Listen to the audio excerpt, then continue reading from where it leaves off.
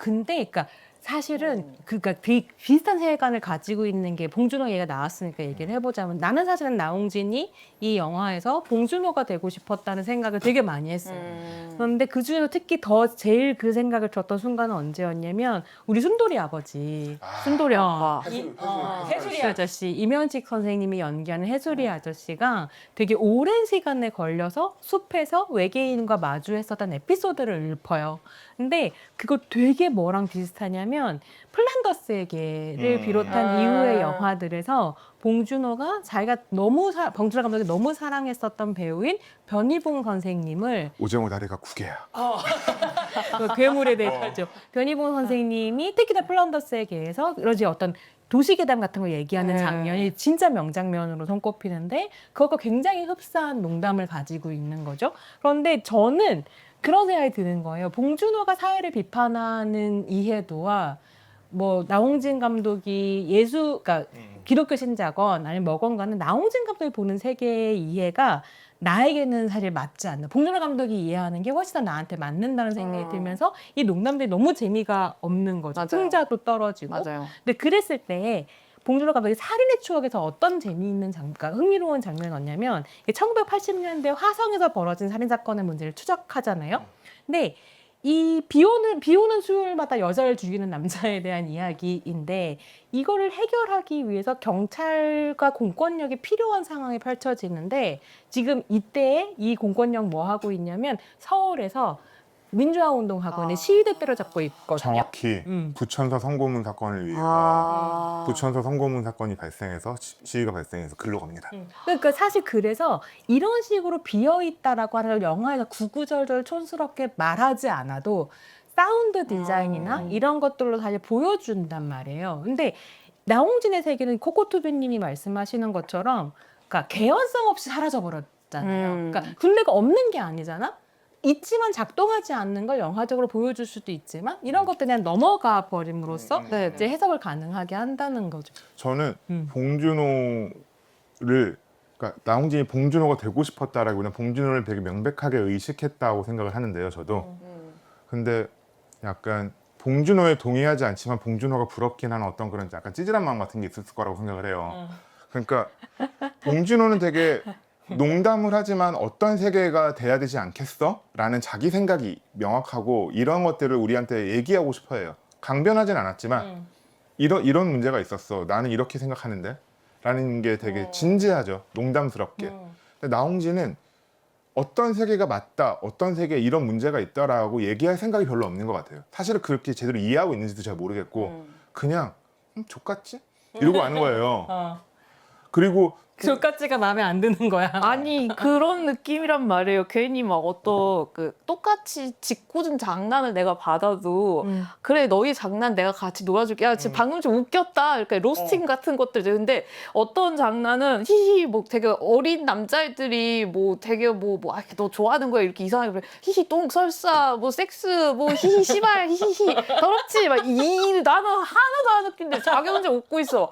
어쩌라는 거야 이런 느낌인 건 거죠. 그래서 나홍진이 이번 영화에도 거 나온 남자애들 다 그러고 있잖아요. 시발 있잖아요. 시발시발 욕만 하고 똥 얘기하고 난 그 똥 얘기는 정말 참을 수가 없었는데 그러니까 그런 것들이 그래서 그런 식의 이제 해석을 되게 많이 하기도 하더라고요. 그러니까 조인성 이름 성기고 정호연 이름이 성애고 황정민 이름이 범석인데 한국 이름이 석자가 들어가는 이름을 외국 사람들이 보면 그렇게 웃는 게 썩 S-U-C-K 썩 fuck 이런 걸 생각해서 너무 웃는다는 거죠. 지금 이게 전부 다 성적인 것으로 이루어진 어떤 세계인데 근데 저는 그거는 뭐 그런 정도의 이름으로 유의하는 건 괜찮다고 생각해요. 뭐 내 취향도 아니고 별로지만 할 수 있다고 생각하는데 문제는 뭐냐면 그런 식으로 성적인 것과 연결되어 사람들 성적인 것과 연결시킴으로써 이것이 타락한 세계라고 그린다는 거예요. 혹은 문제적이고 폭력적인 세계라고 말한다는 거예요. 근데 실제로 잘 생각해 보면 성이라고 하는 걸 타락과 폭력으로 연결시키는 건 나홍진의 세계관일 뿐이에요. 그래서 내가 지금 이 영화에서 그러니까 아까 뭐 나홍진이 스스로를 참조하고 있을 뿐다라고 얘기하면서 호프의 참조점은 곡성이다 이런 얘기를 했지만 실제로 그 추격자 황해 곡성 그리고 호프까지를 관통하는 하나의 공통점을 뽑으라고 한다면 그래서 이거야말로 나홍진 세계의 요체다라고 말할 수 있는 하나를 꼽으라고 한다면 나는 양배의 집이라고 생각하거든요. 그래서 그 왜 이게 그러니까 굉장히 막 선과 악의 대결 아니면 알 수 없는 어떤 재난과 고난에 왔고 인간이 거기서 뭐든지 해서 해결하려고 노력하려고 하고 이런 해석 다 좋은데 굉장히 이상한 틈으로 남아있는 건 양배의 집에 있는 마네킹들하고 양배의 냉동고에 뭐가 있느냐예요. 그리고 그 냉동고에는 나홍진의 세계에서 늘 여자가 썰린 채 들어가 있었죠. 그리고 이 여자는 세계를 타락하게 하는 요체이기도 했어요. 그래서 황해 같은 거 생각해 보시면요. 황해에 왜 하정우가 그 중국에서 한국까지 개장수한테 팔리듯이 한국에 오게 와야만 했었냐면 와이프가 돈 벌러 간다고 사라졌기 때문이에요. 그래서 이 여자는 딴 남자랑 말하자면 나홍진의 세계관에서 붙어 먹었는지 뭘 했는지 알 수 없어. 그냥 사라지고 없어요. 근데 이 남자의 모든 고난을 초래한 건 이 망할 여자인 거죠. 네. 그래서 사실 추격자도 구원서사라는 이야기를 했는데 영화 너무 잘 찍었지만 정말 나를 고통스럽게 하는 건 그 피해자 여성을 구하겠다. 나오는 인터뷰 그렇게 하거든요. 자기는 피해자를 구하지 못하는 이 사회가 너무 화가 나서 그래서 추격자를 찍었다고 얘기해요. 그러면 여자를 그렇게 난도질 치면 안 되죠. 그 여자를 구할 수 없는 세계가 왜 열렸는가를 생각하면 영화라고 하는 재현물은 그로부터 책임이 없지 않거든요. 근데 그런 폭력을 쾌락과 볼거리로 만들어서 던져놓고 나는 사실 여자를 구원하고 싶었어라는 말 누가 믿겠어요. 그래서 호프도 너무 재밌었지만 양배의 그 냉동고를 생각하면 2편, 3편이 만들어졌을 때 과연 그 냉동고의 세계관에서 이게 벗어날 수 있을 것인가 이런 생각이 좀 들더라고요. 근데 그래서 어쨌든 저희는 지금 나홍진이 원한 대로 지금 해석하면서 좀 땅을 이렇게 뽀뽀하면서 한 시간째 이러고 있는 거예요. 그런 것도 그러니까 뭔가 이 사람이 그런 의미나 이런 것들을 아예 생각을 안 했을 것 같지는 않은데, 그러니까 되게 파편화가 되어 있었을 것 같기는 해요. 근데 또 그렇게 또 여기 이 자리에서 얘기도 나눠보면서 생각을 하는 게 사실 그런 식으로 파편화가 되어 있고 해석을 거부하고 장르를 거부하고 이런 것들은 이제껏 되게 많았었잖아요. 조금 완성도가 후달리기는 했었지만 아무튼 근데 그래서 오히려 이런 식으로 팬덤 비즈니스로 성공을 하고 빠와 까를 돌아버리게 만드는 어떤 지점들은 사실은 어떤 뭐라고 해야 될까 컨텐츠를 잘 만드는 능력이라는 거는 영화 쪽에서 그런 어떤 스텝들을 단체로 스텝들을 이렇게 뭐 여러 가지 일잘하는 스텝들을 컨트롤링을 할 수 있는 오히려 영화 감독이나 그런 컨텐츠를 만든 디렉팅이라고 하는 거는 그런 카리스마나 아니면 리더십이라는 능력이 오히려 더 중요한 게 아닐까? 이런 생각이 좀 들기도 했습니다.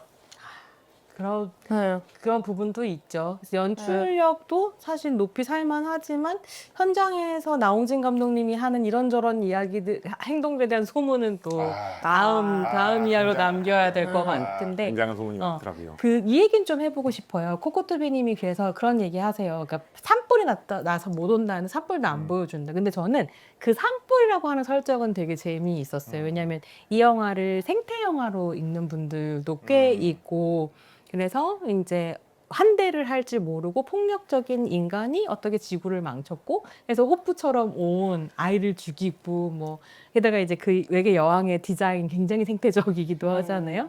근데 그래서 이제 이걸 생태 영화로 읽고 우리 같은 이런 자본주의 한국에는 뭐 희망이 없어 뭐 이렇게 읽는다고 할 때 그 산불이 났기 때문에 우리를 구원하지 못한다는 조건이 있잖아요.